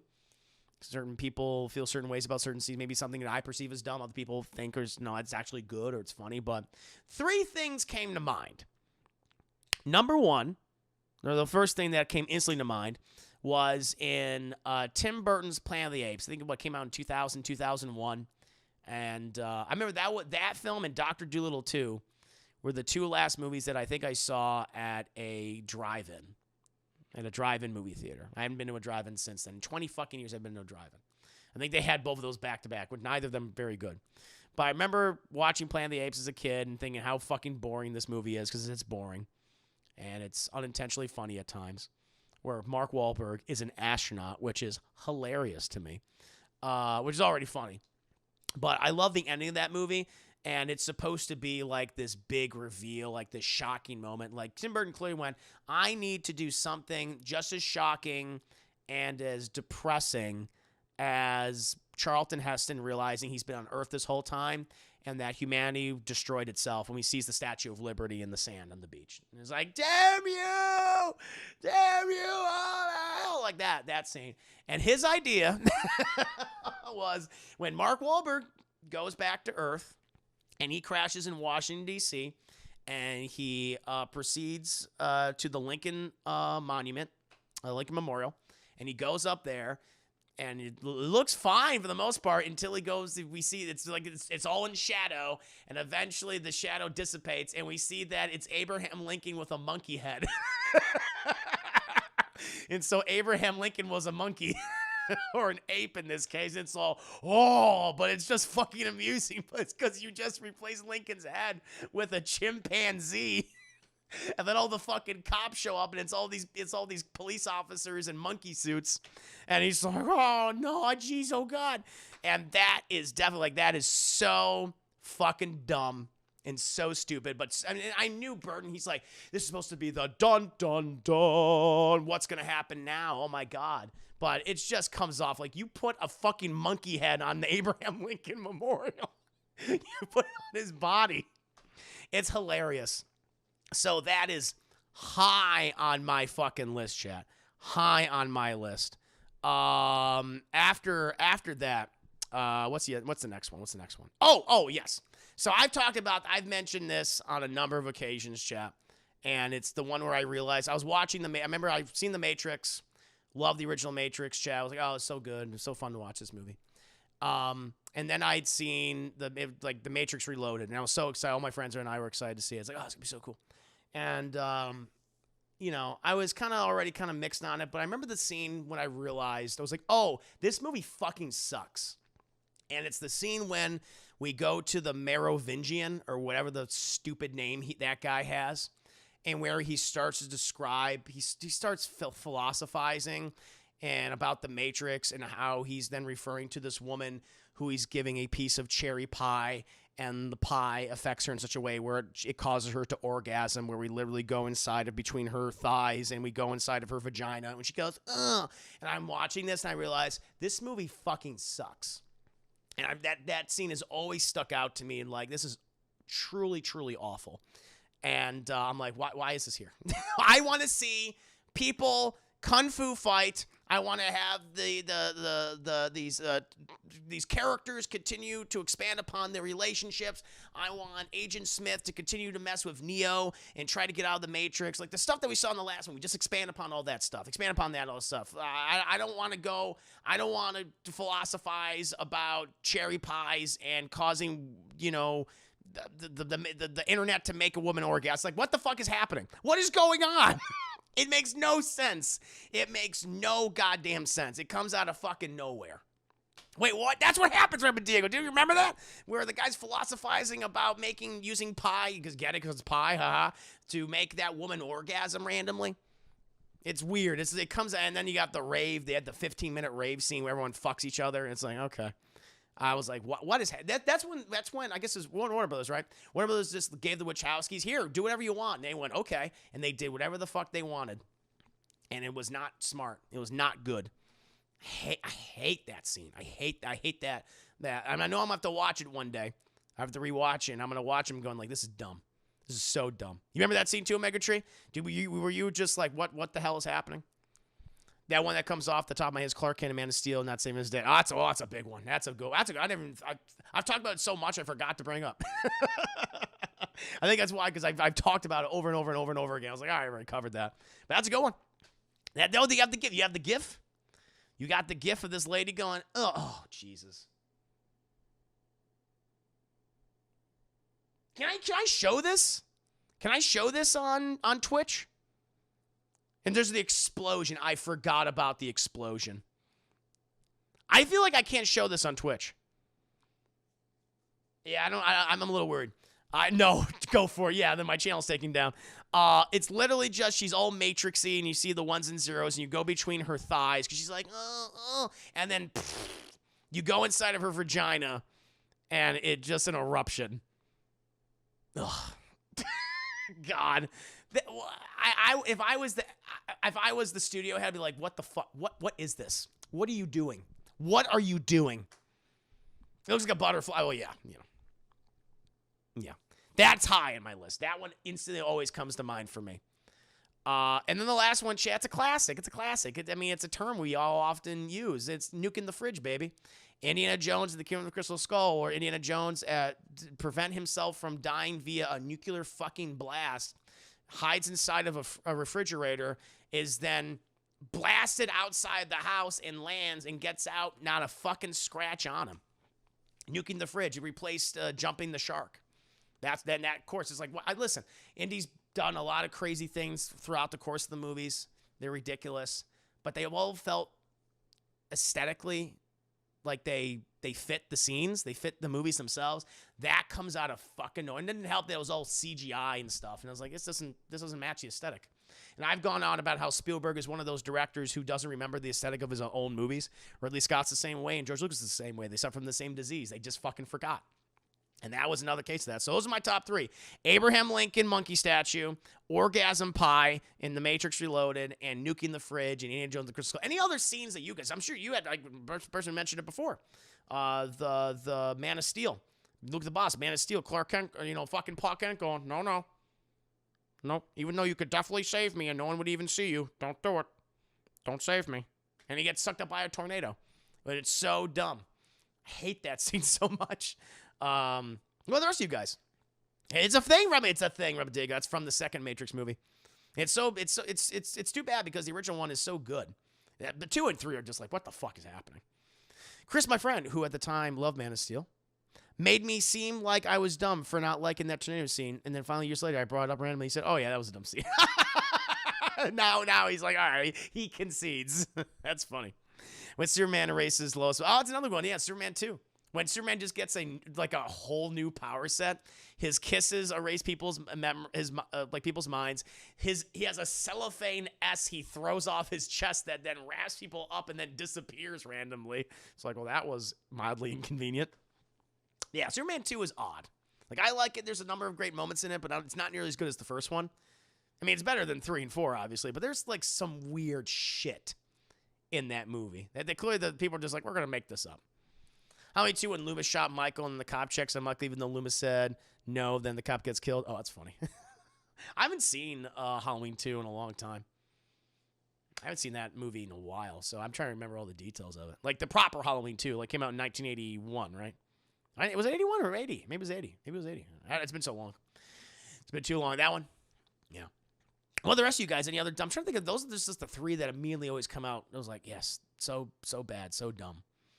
That just kind of ruined. Not that the movies were already bad to begin with, but they're just like that is either the way that you confirm that you're just so dumb at the very end, or starting off with like, oh, I'm in for a fucking dumb ride, like Crystal Skull. They have Tuesday credit seeing hurt me, and I hate it. Oh, that one, yeah, oh yeah, yeah. Now it hurts me too. I'm like, I don't know how this is gonna work. We're gonna see. We're gonna find out. They're gonna do it anyway. We can't be throwing horror movie dumb stuff around because that's probably a list that goes. That's true. That's a lot. There's a lot. Clips Bro, this is the 3-side. What is it? Is it a music video? Superman 4. I don't know if I can show movie clips. I got to be careful with this. How much of it? 35 seconds on? I don't know. I might not be able to show all this. The DC film stuff, if it's not like if it's a trailer, I don't know. Yeah, I don't think I can do that. But chat, check out that Superman 4 clip. Go ahead and do it. But yeah, I gotta be really careful about that. Sorry, Ice sorry. That's something I'm just a little unsure of. Just because it means it's a Warner Brothers property, it's a DC property, and they watch that shit like a hawk. He builds a Great Wall of China with his eyes. Of course he does. Yeah. Those are a couple of the ones off the top of my head. So, Planet of the Apes, Abe Lincoln statue, Matrix Reloaded, Orgasm Pie scene, Indiana Jones, nuking the fucking fridge. Bad. In my opinion. Move on to Thunder Lee's next question. When I was in middle school, I was having a tough time with my mental health. That's when I found Rooster Teeth and Spill. Spill.com, that is. The precursor, the progenitor of Double Toasted. I found Rooster Teeth because of the animated adventures. And with Spill, I found them because of the Rob Zombie Halloween reviews. Without both Rooster Teeth and Spill, I would have had a really hard time in my life back 2012. And that's why I'm grateful for the entertainment during that time that I enjoy. Well, I'm happy to hear that, man. That's good to hear. What is your favorite video ever from Rooster Teeth? That's a hard question because they have so many, like all you, like some of you guys. I'm a huge Rooster Teeth fan. I grew up with them. I remember when before YouTube, I remember I was watching their stuff before YouTube was a thing. And they were posting on their own website, Red versus Blue. And it was such a, you're making a fucking TV show or a web series? I guess that's what we called it. With the multiplayer mode of video game? Like, what the fuck is this? This is nuts. And so that was just so unique. And I love that and how the company then started to grow and then it proliferated when it finally got to YouTube and they did Achievement Hunter and stuff. And So many other great things. I've fallen off of Rooster Teeth, not just because I'm like, I hate their content. No, it's just, you know, when you start doing your own content, chat, you can't watch everything as you would like to, as you wish to. And obviously, Rooster Teeth had that big controversy where they let a number of their employees go, specifically Ryan Haywood, who was grooming young girls, which was very unfortunate because I was a huge fan of him, huge fan of Ryan Haywood. And he was like a part of Achievement Hunter, I feel like, at the beginning or very near the beginning. Like a lot of those guys, you know, Jeff Ramsey and Jack Patillo and Michael Jones and his wife, girlfriend then became his wife, and then Ray Narvaez, and then Ryan Haywood, and then Gavin Free. That was kind of that was the group initially, and I was there for that. You know, watching all those videos, and yeah, to see Enemy Heroes, it's one of those things where it's just like, shit. It's sad. It's very sad, and I really liked him. I thought he was super funny. I liked his deadpanness, and his dry humor. Yeah, it's just, yeah. Sorry, I'm reminiscing. But to answer your question, it's hard for me. When Red vs. Blue started doing the animation, like the fight choreography for the for like the latter season, like season 8, and it was the Tex fight scene, when it's the character of Tex fighting Griff and Sarge and Church and Tucker and all them and Caboose. That was fucking amazing. I feel like that's probably one of their most watched videos ever. I was like, holy fucking shit, this is cool. So I always loved that one. And just being with that series when they were just literally just in the multiplayer arenas, just kind of going up and down like they were talking. And then they've evolved into doing all that kind of animation. That was amazing. The Minecraft episodes, when on Achievement Hunter, when they first started playing Minecraft, I guess we got sort of episode 1 where they didn't know what the fuck they were doing. And it was about, what was it, Gavin? Was it Gavin, like, destroyed there? Or was it Ryan? I forget who it was, but it was like one of them had created this lava flow and it destroyed the house or something. And they were, yeah, it was Gavin. And they were so mad at him. That was absolutely fucking hilarious. I mean, all the GTA ones they did too. Like when they started with this is before like GTA 5 had come out, and they were doing GTA 4 stuff and all those shenanigans they did. And, yeah, and then when they moved into 5, this was before even like the heists were even a thing. And then the Surgeon simulators with Gavin and Michael were hilarious in the rage quits. So it's hard for me to say like this particular video, but those were like a couple off the top of my head I thought were so funny to me. Luke Boss. Okay, so this isn't a bad scene, but okay, this isn't a bad scene at all, but I did always wonder why in The Dark Knight, when they finally took in the Joker, they didn't remove makeup. I mean, they checked his pockets, might as well see his real face. I think it's never really crossed my mind. I guess they're just, we don't want to touch you. I don't know. I mean, it's one of those things you kind of got to go with it. It's like, let's keep the makeup on him. You know, make sure he's like, that's the Joker. So that didn't really bother me personally. It never really crossed my mind. Yeah. Remember the Olympic Games? All Olympic Games was great. Ray had to choose Spain because they had no Puerto Rico. That's right. That was funny. Yeah, there's so much. They created so much content, Achievement Hunter and they're one of the big reasons why I do this now, chat. They were a huge inspiration of mine. They had a huge impact on me. And you know, and then Ray eventually left, of course, and then Jeremy kind of took over, and I think he's done a great job. I'm not one of those guys who's like, oh, I fucking hate Jeremy and stuff. It's like, no. I think a lot of the people they have brought on have been excellent. They've been very funny, and they have a great dynamic. I'm not one of those like, I hate this guy, I'm going to complain about it. I was like, no, give him time. It takes time. You know, so love what they did. It's just one of those things I just haven't gone back to in a while. Not that I never will. I'm like, I'm done with Rooster Teeth. I'm just busy. And I always respect them. But the controversy was sad. It was very sad. And that definitely kind of affected my not my like respect for them, but just it affected my enjoyment because I think of all those amazing memories and watching those videos and like with Ryan being a part of them, and he was so funny, and then to realize this is what he was doing like the whole time. And it's like, oh, it makes you sad. It just makes you fucking sad, chap. The 2-hour Uno game, yeah, it makes you know, yeah, you know. I love those long game sessions too. I'm not one of those guys who's like 10 minutes. No, give me the longer the video was, usually the crazier it got. I loved it. Was a TV show. Like for me, that was my all right, this is my stories. What are the Achievement Hunter the boys doing? Boys and gals. And so, yeah, it's amazing. I remember we received it, not watching them in ages. We have We have a relationship with them, I think. We have, like, some kind of deal with, I think, Rooster Teeth right now. New Boss, yeah, normally isn't an issue with the Joker because he normally has bleach. Yeah, exactly. Yeah, it's the same thing. I'm a deal. This bad scene made me decide this movie sucked. It's the scene in the service desk where the Joker kills that guy, and he's so fucking bad, didn't even register that Joker. Oh, the tattoo man, when he kills what's his name, Common. I was like, what happened? No, I agree with you. The editing is awful. It's like, okay, did he kill that guy? Is he dead? Yeah, that's a good one. That's a good one. Yeah, it's like, wait, what? Yeah. Yeah. So that was a couple from in regards to Rooster Teeth. And of course, this question, I've gotten this question before. What is your favorite review from Spill or DT that made you laugh the hardest? It's honestly, man, I have to be honest with you. I'm trying to remember a lot of the Spill reviews. Like, what was the one I laughed the hardest at? And I can't really pin it down. I mean, I remember like the review that I discovered them with, which was The Dark Knight. I discovered Spill in 2008. And so that one I definitely remember. It's like, it was that one because everyone was looking up Dark Knight because it was a huge cultural phenomenon. So I remember that review. But you guys probably answer this better than I can. What was the funniest Spill review? Now I can answer your question in regards to what I think the funniest DT review ever was, and that is Blind Fury. I think Blind Fury, when that was one of like the first ones of the bad movie reviews they started doing consistently.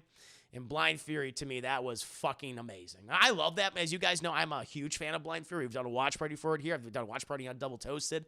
It's a bad movie. It's bad, but it's so good at the same time. It's so bad that it's good. And it's not incompetent. That's the other thing about it. Like, it's not incompetent. It's like, it's actually well made.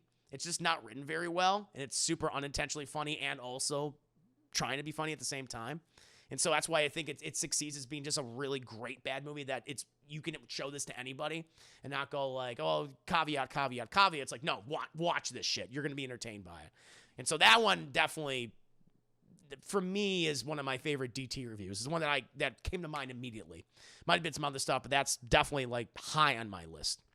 I was more into Funhouse and Red vs. Blue than the others. Oh, really interesting. Yeah, you were an Achievement Hunter watch. Fair enough. I remember looking up their review of a haunted house where Corey faked everyone out at first, acting like oh shit, oh see, I don't remember that. It's been so long. Yeah, so damn ago it was. Yeah, that's what I'm saying, man. Right there with you. But Corey had a hilarious story about his friend Raymond, who he used to live with. It's still on YouTube from now. Oh, of course. No, a lot of those videos have been in audio. I think Corey has all of it. Maybe not. I don't know. I don't know the whole, because that was when they were owned by Hollywood.com. And certain things he could have and could not have. I don't know if he has the catalog and stuff, but I know a lot of that stuff has been posted by fans for posterity. You guys can all listen or watch some of that stuff. Well, the review of The Bye Bye Man and Annabelle Comes Home made me cry laughing. Maybe The Bye Bye Man. See, I'm trying to remember. Like, I can't. It's kind of sad because I watched I listened to all these same reviews that you guys did, but I can't remember any of them. The animated. That's the thing. I think that's what got a lot of people into Spill was the animated reviews. That's how I discovered The Dark Knight. I was like, what the fuck is this? I thought that was hilarious. I agree with you too, Thunderly.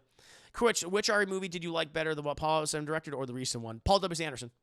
I think the Paul W.S. Of the four that I have seen, because I know he directed the first and the fourth one, I think that's what it was. And he produced the other two. Maybe. I don't know. I don't know the specificities. But of the ones that I've seen, Resident Evil 1, 2, 3, and 4, I think they're all better than the most recent movie.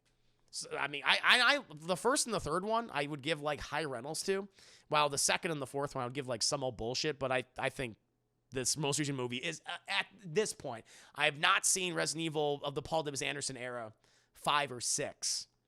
But I think the 4 that I have seen are better than this most recent movie. I discovered Double Toasted with Godzilla 2014 around the time when they started Double Toasted. That's right. That's right around 2013, I guess. Went back to watch many of their older film reviews and Spill Manias. That was nice. So I discover Spill in high school and archive Spill content. Oh, so that was you. Was my recommended? I looked at those a month later trying to find if they made content. There you go, man. Wow, that's cool. I don't know the catalog too well, but I do know Corey is good coming up with funny stuff to say on the fly. Very much so. No, he's good at improv. He's always been good at improv. Expecting Martin to look like Spill. Everyone was. Yeah, that afro, but he's bald, which is very funny. Finally, 2017 of the Get Out Review. That's so cool that we have so many recent people. Yeah, and I was one of those holdovers from Spill. I was a fan, Chad. Before I was part of the organization, I was a fan. Like, I think a lot of people were. Man, I discovered Spill when I was like 7 or 8. Man, you were a baby. You were a little baby. It was 2008, so I was in high school. I guess I was in high school when I discovered them. Yeah, because I think The Dark Knight was, what grade was I in? I was a freshman or a sophomore at the time. I thought the Soul review was funny when you tried to explain your issues, and Corey said, why do you hate black people after Mark gave better 6 and gave full price? Oh, shit, I forgot about that.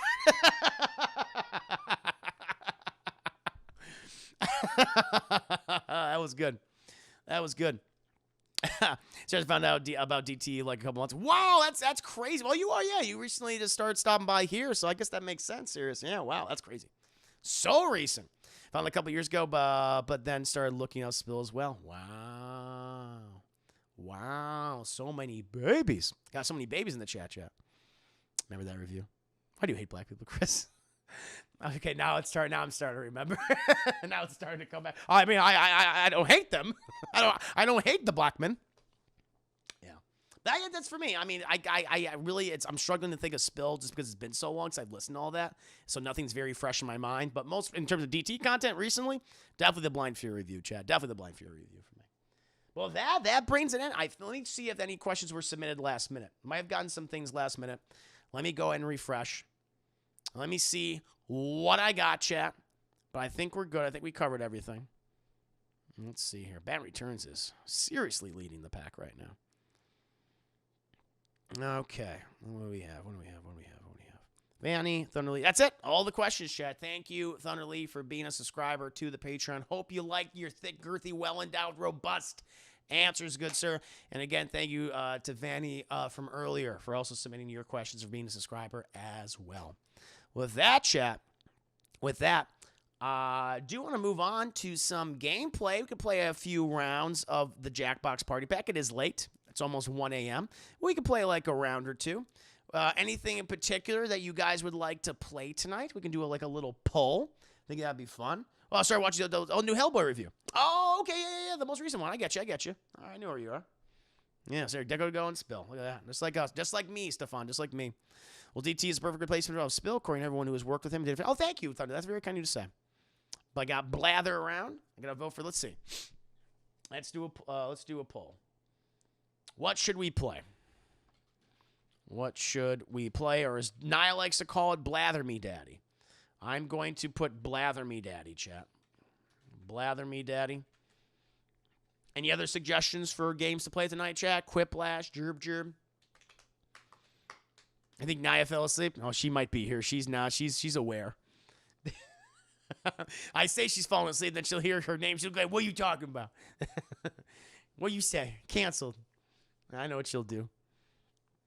Jalen, I just found out your channel. Oh, there you go. That's amazing. I appreciate that, man. Thank you. Thank you.